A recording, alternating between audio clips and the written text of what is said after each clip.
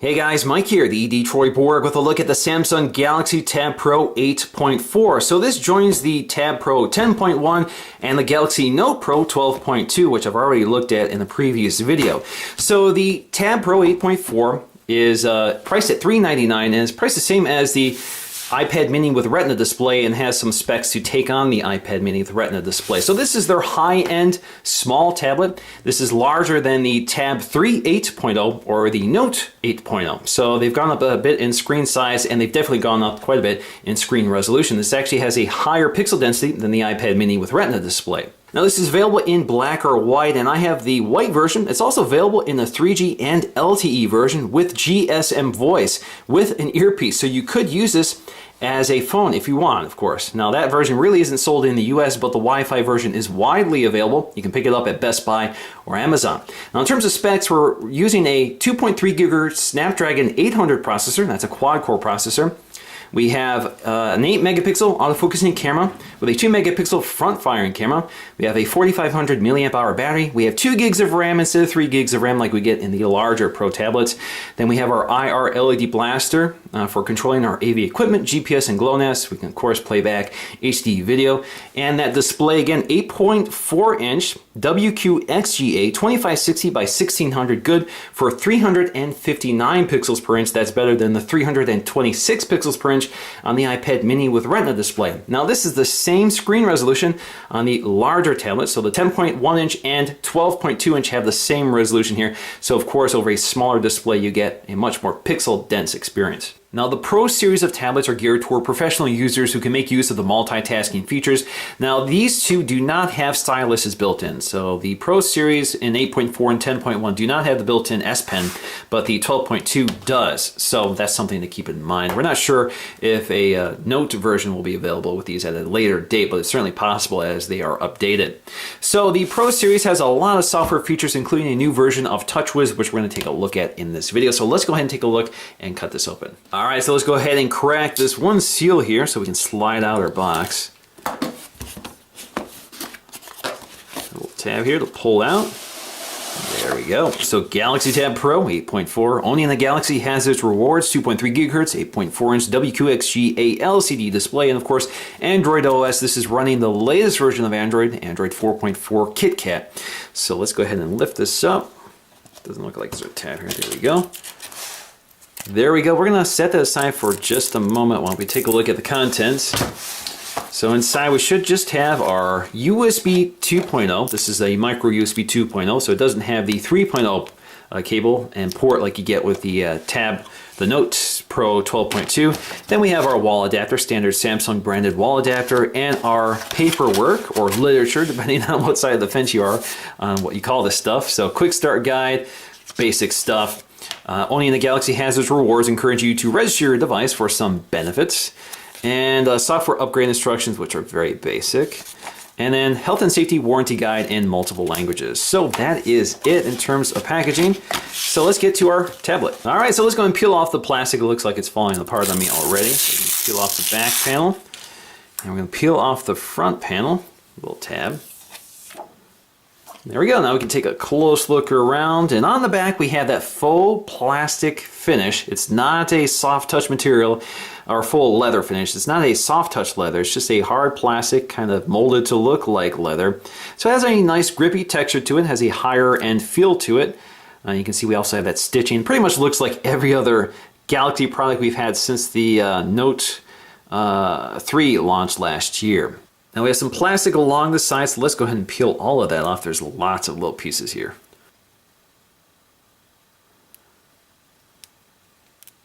Now we just have one more piece of plastic covering this lens here. So once again, this camera module is 8 megapixels with autofocusing. We also have an LED flash below that. It's pretty much the same camera module in all the other Tab Pro tablets. Now on the right hand side, you'll see a microphone, sleep wake button, and volume rocker.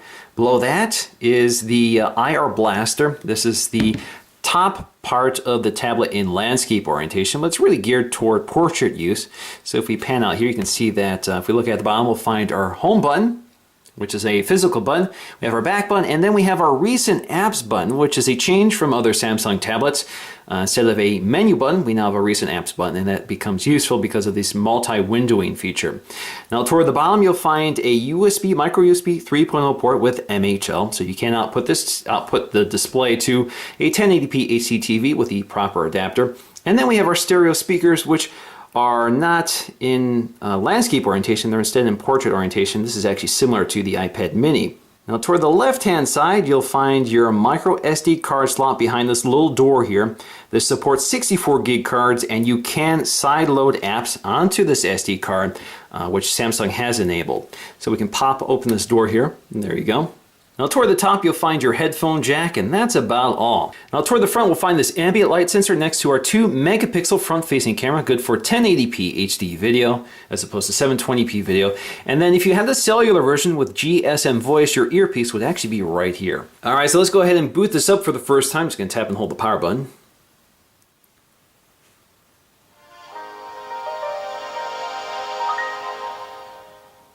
So pretty decent sounding speakers. They're pretty loud and clear. All right, so let me go through the setup process and I'll be right back. All right, so let's go ahead and take a look at the user experience. Now this tablet is designed mostly to be used in portrait, but of course you can use it in landscape. In fact, the IR Blaster is in landscape orientation. So let's go, there we go. There's the landscape orientation. Let's go ahead and unlock it. And you can see we do have a new sort of unlock effect here for the Pro series. There you go. Let me go ahead and turn up the volume a bit.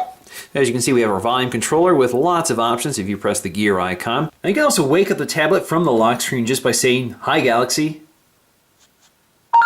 And it takes you right to S Voice.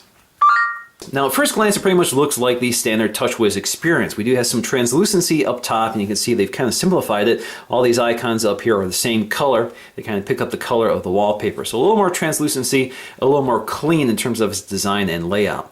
You can see the icons have also been updated, but otherwise it looks like TouchWiz. We even have this new widget up here, which includes our clock and weather, as well as events and that sort of thing that would appear in this widget. Now you can see the apps they've included here include WebEx, Remote PC, and eMeeting, again geared toward business users and pro customers.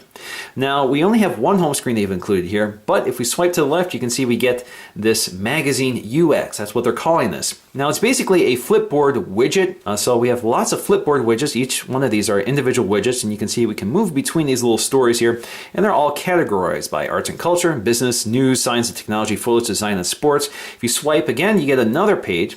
And this one has email, the Office Suite for apps. This is the Hancom Office Suite, our calendar, and our business widget, which aggregates news stories. Now we can edit this by pinching in and out. You can see we can add up to 3 home screens or 3 magazine UX screens, and we can add additional categories here. So you can see the ones they've included here. So some of them are already over here, but other ones are not. So for example, if I go here, you can see the ones that are checked over here. But news and noteworthy are not included, so I can add that to this home screen. Now you're limited to 6 widgets on any one of these UX home screens. Now if you want to remove anyone, just tap and hold it, take it up to remove, and again it's very similar to the editor on the main home screen. Now you can also change the layout. Basically it cycles the organization of those sort of widget tiles. Now you can refresh the feed just by tapping on it. So refresh the news stories, and you can move between the news stories just by flicking through them. And if you see a story you want to select, just tap on it. Brings up to your full magazine viewer. Now you can turn the pages just like you would a magazine, and you can tap on any one of the stories to get the full viewer. Now you can edit the source of the information just by going to this little edit button, and you have lots of selections you can check. So you can just select specific ones you want or let them pick it for you. Now if we go back to the editor, we can also add other things such as social media. So we can add a Twitter widget. Let's go back to one here. Go to the Twitter widget, and then we can add a YouTube widget. So now I can browse between my YouTube feed or my Twitter feed, and this is just pulling any of the news articles that were linked by people I follow on Twitter. And I can tap on and go ahead and play the video. Perhaps one of the most common questions I get is, "Tim, I have been working on YouTube for like a year." Now I also have applications, so if you want to add our Samsung Music Player or the Video Player, you can do that as well. Now you can also rearrange these widgets just by tapping and holding on them. And as you can see, you can drag them around, or you can delete individual widgets.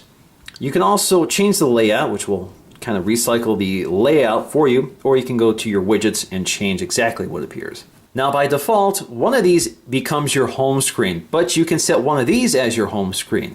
So if you go to your editor, you have these little home icons up here, which you can tap and set that as your home screen.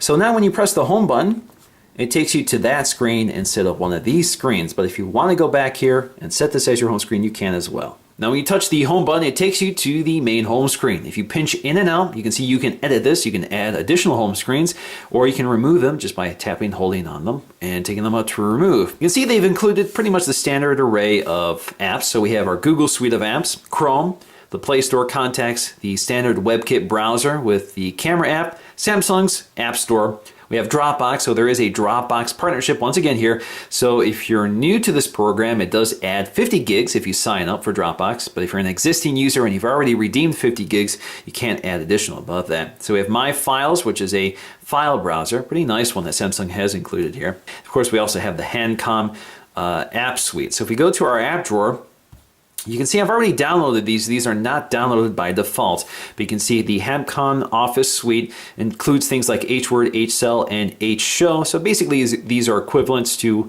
Word, Excel, and PowerPoint. Now this is a pretty full-featured app with lots of editing options for you. Now Samsung has also redesigned the drop-down shade and a lot of the system menus for a cleaner, flatter design.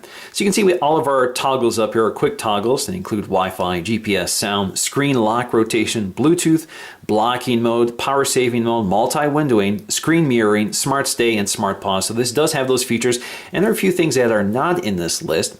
So if you want to get to all of those, just tap that icon. You can see things like airplane mode and sync are also here, which you can toggle on and off. Now, if you want to access any of these control panels directly, all you have to do is tap and hold on any one of them. So for example, let's go to power saving mode. Just tap and hold on it. It takes you right to the settings panel. Now getting back to the drop-down notification shade, and in case you're not aware of this, if you do a single swipe, you get to your notification shade with the quick access toggles up here, which are limited.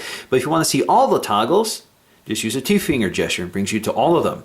Now if you go to the editor, you can actually see the layout for the single finger gesture, and then the two available buttons, which are not available until you do the two-finger gesture. So if you want to modify this, basically what you have to do is remove one of them to add another one, because you're limited to what you can put up here. So for example, I think airplane mode is more important to have up here than any of the others, and of course you can also rearrange them just by dragging them around. Now as I said, instead of a menu button, we have our recent app switcher. So you can see this little pop-up comes up. This allows us to select apps we've previously opened. So for example, I can go right to Chrome, launches Chrome, and then I can go back here and select Gmail.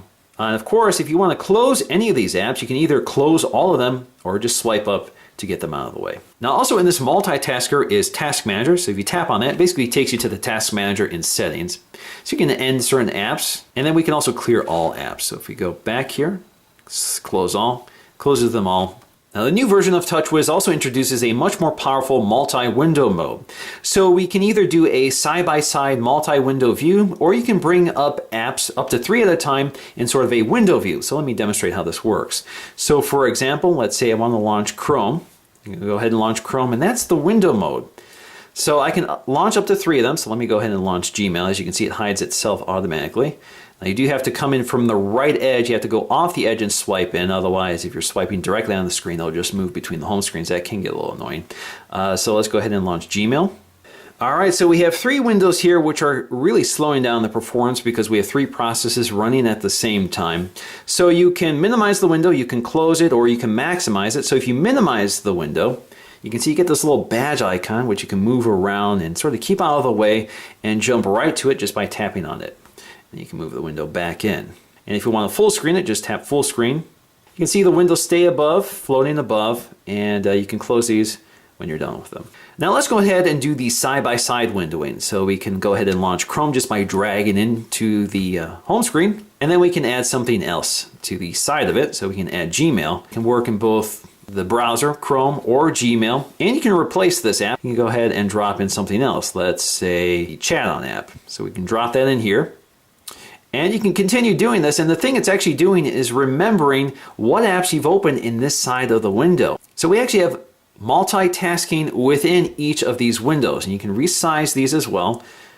So if you want to change that, you can also change which side each window is on. You can see when we tap this little icon here, we get this little control panel, And you can see it disappears automatically. So you can switch between the left-hand and right-hand side.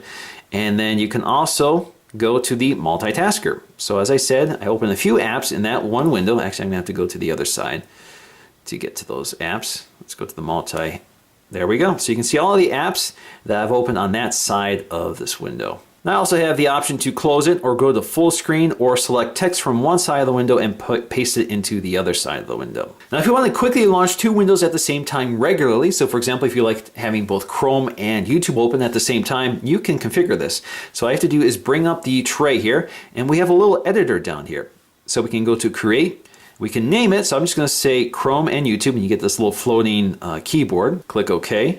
So as you can see up here, we now have Chrome/YouTube, and for example, if we close this, go to Chrome/YouTube, it launches the apps side by side. Now we can also edit what appears in this tray just by going to Edit, and we can select specific apps to appear here, or we can remove some apps. So if you want to simplify that, we can, or we can just go ahead and continue adding more, and it will just add more to the bottom. And for example, if you don't want maps in here, just drag it out of there, and it simplifies it for you. Now this brings us to our new settings panel, which has been redesigned again with more colorful icons, with bolder text, and basically a simpler user experience. So you can see we have these tabs up here for connection, device, controls, and general. Of course, you have to kind of remember where everything is, but it's pretty intuitive. So you can see connections include Wi-Fi, Bluetooth, airplane mode. You can toggle or you can tap on any one of these to get to your full settings. You can see your data usage, location services, more networks for your VPN. You see nearby devices for DLNA equipment, and then we have screen mirroring. So if you have a compatible screen mirroring device like a Samsung TV, you can wirelessly broadcast the display of this tablet onto an HD TV. Now under devices, we have sound, display, multi-window mode, which you can toggle on and off. We have our lock screen options. So I did enable shortcuts by default. Now shortcuts, if we go back to the lock screen, are these little buttons down here, which allows us to quickly access our apps. So this automatically launches Chrome for me. Now if we go back to lock screen and go to shortcuts, you can also modify what appears here. So for example, I have to do is tap and hold on one of them, delete it, and I can go ahead and add a few other apps. We also have our wallpaper, so you can modify your home screen, lock screen, and both, as you can see here. Now this is also available from the home screen, so if we go back to the home screen, just tap and hold on it. Takes you to this little editor. Let's try again. So there you go. Set your wallpaper. You can also select whether you want to add an app or widget, a folder, or a page. So for example, if you want to create a folder, this is how you do it. So you can name the folder. We're just going to do test. Click OK. And you can go ahead and drag items to it, such as Chrome here. And as you can see, when I drag the item, you get these other options up here. So if you want to create a folder, that's another way to do it. So you can drag your item up here, puts it into a folder for you. You can go to App Info, or you can remove it. So if you go to App Info, basically it takes you to the app information, so you can force stop it, uninstall updates, etc. So you can see there's lots of options here which are not immediately obvious unless you kind of explore it. We also have our font, so we can change that. Notification panel. This is where, again, we can modify what appears in your notification panel. You can also toggle off whether you want your brightness controls and volume controls to appear there. Your accessibility options, as well as blocking mode. This is basically a do not disturb function. Turns off your notifications during a certain time of day, and you can set that manually. Now under controls, we have language and input settings. We have our voice control, which are off by default. Basically, this allows you to operate the camera, your alarm, and your music just by speaking to your device. So you have certain commands that it will recognize, such as stop or snooze to interact with your alarm. Camera, you can say capture, shoot, smile, cheese, that sort of thing, or record video. Music, same thing, next, previous, play, pause, etc. Now we have motions, which we're familiar with from other Samsung devices. So we have zoom. This is not a terribly useful feature, but I'll show you this. So basically you hold two fingers on the screen and move the device around to zoom in and out. We also have pan, same story here. So if you hold one finger on an image and pan it around, it uses the accelerometer to navigate around the image. We have palm motion, which are a little more useful. So we have screen capture. Let's go and try that out. Screen capture basically allows you to swipe on the screen to do screen capture. So let's go and do this. Now we can also mute or pause playback just by putting our hand over it. So let's go and try it. And we also have smart screen, and a lot of these are off by default as well, such as smart stay, smart rotation, and smart pause. Now this is familiar to other Samsung devices. So for example, smart stay is a feature that uses the camera to monitor the presence of your eyes. So whether you're looking at the device or not will determine whether the screen goes to sleep. We also have smart rotation. So it's able to determine the orientation of your eyes. So if you intend to lay down while reading a book, it doesn't automatically rotate the screen for you. We also have Smart Pause. So this works with video. So you enable this. Basically, it's watching for the presence of your eyes. And if you look away, it will pause the video. Now under General, we'll find lots of other things such as our account settings, Cloud for our cloud storage such as Dropbox and our Samsung account, Backup and Reset. This is where you can reset your device back to factory. Date and time settings, accessories, Application Manager. This is where you can manage your applications, see what's on the SD card. And once again, the SD card will support application installations. And you can see what's running and that sort of thing. We have default applications, so this is where you can manage that. Users, so you can add additional users. Again, this is running the latest version of Android. Batteries, this is where you can take a look at your battery life. Right now I'm down to 59%. You can see what's taking all of it. And then you can see also your timeline up here. You can see it in great detail. Power saving mode, so this is where you can enable this and modify it. So you can toggle specifically how you want your device to act under power saving mode. You can select whether you want CPU power saving mode, so it dials back CPU performance, or screen powering mode. It basically dials back the brightness of the screen. We also have storage, tells you about the storage. So I haven't installed too many apps, so you can see how much storage you have remaining after the operating system.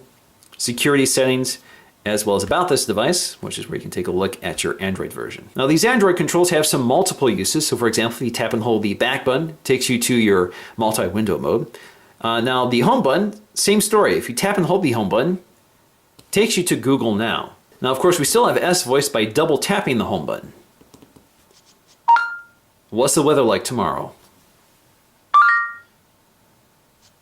It'll be windy with a high of 36 degrees on Friday. You can see there's a slight redesign to S Voice, and as you can see in the right panel, you can see all the things you can do, such as adding calendar appointments, playing music, and that sort of thing. Now if you look down here, you can see that we have these little toggles here that allows us to select between the home screens that are available to us. So you can see we have our magazine UX, which takes us right to that page. If we had multiple home screens, we can also use this sort of slider gesture just by tapping and holding on it and moving through them. But of course, I only have one home screen to look at. We also have Google Now right here. Now in terms of apps, we have Contacts, My Files, Internet, a lot of the standard apps. We have some redesigned apps such as a new calendar, which is now much simpler and cleaner than before. We also have this Memo app for quick note-taking, music, video, camera, gallery, settings, e-meeting, remote PC and WebEx, Handcom Viewer, Dropbox, so there is a Dropbox partnership here, so you do get 50 gigs of free storage, Flipboard, Chrome, Play Store, YouTube, Maps, Samsung apps, so you can see we have a folder full of Samsung apps which include the Alarm Calculator, Downloads, Help, Knock, Security, S-Voice, SideSync, and World Clock. SideSync allows Samsung devices to share screens and images, so that's sort of a pared-down version of Group Play, which also had that feature. We also have Watch On, Screensaver, some other apps that have been downloaded, such as TripAdvisor, Geekbench 3, Chat On, another Samsung cross-platform chat app, HWord, HCell, and HShow, Handcom Office, Samsung apps, Evernote, New York Times. A lot of these are partnerships with Samsung. Now taking a look at our keyboard, you can see it's a little different than the one on the Tab Pro 12.2. It doesn't have that sort of dimensional look to it, and that's because that keyboard's kind of intended to be used as a traditional keyboard. Of course, this is too small for that. But we have a few options here just by tapping and holding this button. So we have our keyboard options.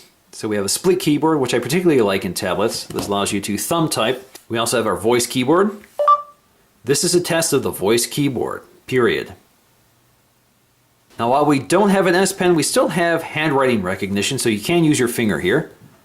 And it still works pretty well. So it recognizes text as well as punctuation. Now taking a look at the camera app, again, pretty familiar Samsung stuff. You tap to focus with auto-focusing and auto-exposure. You can take your photo, you can tap and hold on the image, and it takes several photos, up to 20. There we go. Processes that all for you and can select the best photo. You can record video.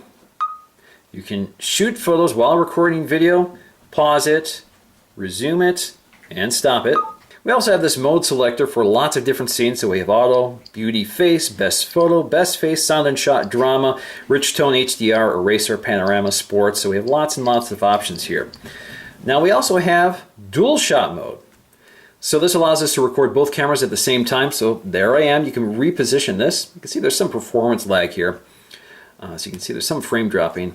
But there you go. You can resize this stamp. And you can change the surround of that thumbnail. So for example, you can do oval blur, instant pick, heart shape, and quite a few others.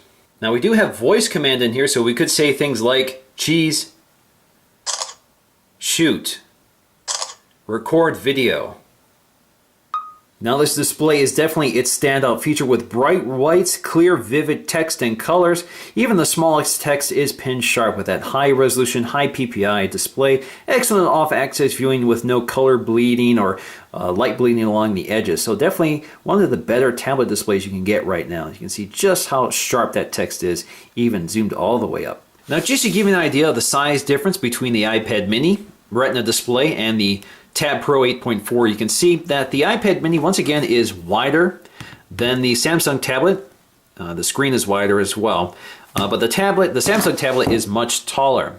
So again, we have a 8.4 inch screen versus a 7.9 inch screen. Now I haven't done the math here, but because this is a 4:3 aspect ratio, the screen may not necessarily be bigger here, but it certainly appears to be than the iPad mini with Retina display.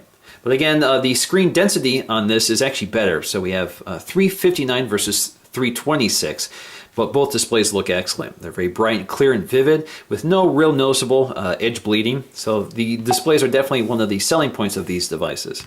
In terms of construction, of course, we have Apple's metal construction, which is actually thinner than this tablet as well. So it's actually noticeably thinner, but this is still very lightweight as well. So in terms of portability and ergonomics, both devices are excellent. Now taking a look at our Geekbench 3 scores, we can see that the two big tablets perform about the same while the 8.4 is a little on the low side. Now compare this to the iPad Air, which is ahead on all accounts for the other tablets, or compared to the other tablets. But then if we look at the Nexus 7, we can see that it does do a bit better than the Nexus 7, at least on the single core score. Now in case you're wondering, I did turn off power saving mode when running these tests. So in conclusion, there's a lot to like about the Tab Pro 8.4 inch. I think it's the best size, it's the perfect size for both landscape and portrait orientation. It's not too narrow for the keyboard in portrait orientation. It's also not too top heavy. And in landscape orientation, it's also not too wide. It just feels really comfortable to handle and hold. It's not too small, not too big. I think it's just about perfect. We also have this beautiful LCD IPS display, high resolution, so everything is pin sharp, especially when you're multi-windowing. We also have some really interesting software features, such as this multi-window mode. Allows you to both open up windows and do apps side by side. And we have this Magazine UX, which you can elect not to use if you prefer by deleting it all. Or, of course, you can just tap the home button, it takes you to the home screen. I actually really like Magazine UX. I like feeding all my information through Flipboard, so it's kind of nice that it's built into the device. Of course, it's also highly customizable. And there's just lots of features here that Samsung has added. Some of them maybe not as useful to others, but they're at least there, and you can deactivate them if you prefer. But unfortunately, with TouchWiz, although we have a nice looking version of TouchWiz, it's a much better looking version anyway.